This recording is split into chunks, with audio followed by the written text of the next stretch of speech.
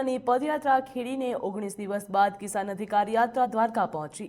જ્યાં દ્વારકાના મુખ્ય માર્ગો પરથી પસાર થયેલી આ પદયાત્રામાં ખેડૂતોએ પોતાની વેદના અને સરકાર તેમજ વીજ કંપનીઓ સામે આક્રોશ પણ વ્યક્ત કર્યો। ત્યારે પાલાંબાલા સહિતના અગ્રણીઓએ અદાણી કંપનીની નિશાનો સાધ્યો હતો। તેમજ આ કંપનીના કારણે ગુજરાતના ખેડૂતોને અન્યાય થઈ રહ્યો છે। ખેડૂતોએ જગત મંદિર ખાતે દ્વારકાધીશને ધ્વજા સાથે પોતાની વેદના દર્શાવતું આવેદનપત્ર પણ અર્પણ કર્યું હતું। ખેડૂતો વતી પાલાંબાલાએ સ્પષ્ટ માંગ કરી હતી કે જમીન સંપાદનના બદલામાં માર્કેટ ભાવ કરતા 4 ગણું વળતર મળે અથવા તો દર મહિને 50,000 રૂપિયા ભાડું મળે અથવા તો પ્રતિ થાંભલા દીઠ 2 કરોડ રૂપિયાનું વળતર આપવામાં આવે।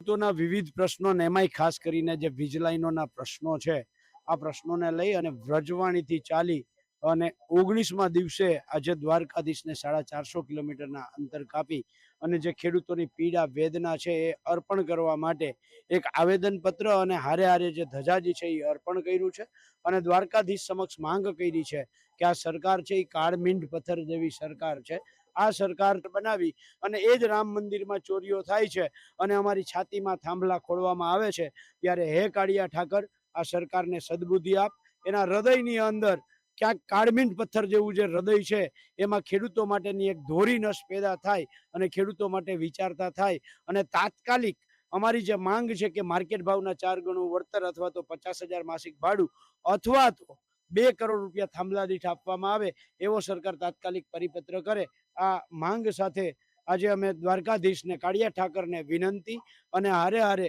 અમારી પીડા અને વેદના આજે જ્યારે કહેવાય ને કે ધર્મ ને અધર્મના યુદ્ધ જ્યારે થતા હોય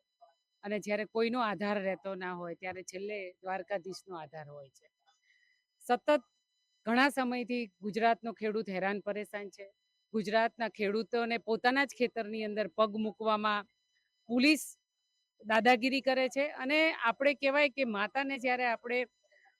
નારી શક્તિનું સ્વરૂપ આપણે દીકરીઓને આપતા હોય છે ત્યારે એવી દીકરીઓને પોતાના જ ખેતરની અંદર વીજ થાંભલા જબરજસ્તી નાખવામાં આવે અને પોલીસ પકડીને ટીંગાટોરી કરીને જ્યારે એને ઢોર મારવામાં આવતો હોય ત્યારે હવે સરકારને તો વિનંતી કરીને થાકી ગયા, આવેદનપત્રો આપીને થાકી ગયા, પણ અધિકારીઓ જ્યારે સરકારના ગુલામ થઈને કામ કરતા હોય ત્યારે છેલ્લો આધાર દ્વારકાધીશનો હોય અને આજે અમારી કિસાન કોંગ્રેસ છે એ છેલ્લા આધારે દ્વારકાધીશના ચરણોમાં વંદન કરવા છે કે આ સરકારને સદબુદ્ધિ આપે। આ અન્નનો દાતા છે, કણમાંથી મણ પેદા કરે છે, એ ખેડૂતોને મહેરબાની કરીને તમારી રાજનીતિથી દૂર રાખો। અદાણીને તમારા પહેલા ખોરાનો દીકરો માનીને એ કંપનીઓને ફાયદો કરાવવા માટે આ ગુજરાતના ખેડૂતોને તમે માર મારી રહ્યા છો, આ અન્નદાતાને તમે માર મારી રહ્યા છો, ખેડૂતોને માર મારી રહ્યા છો,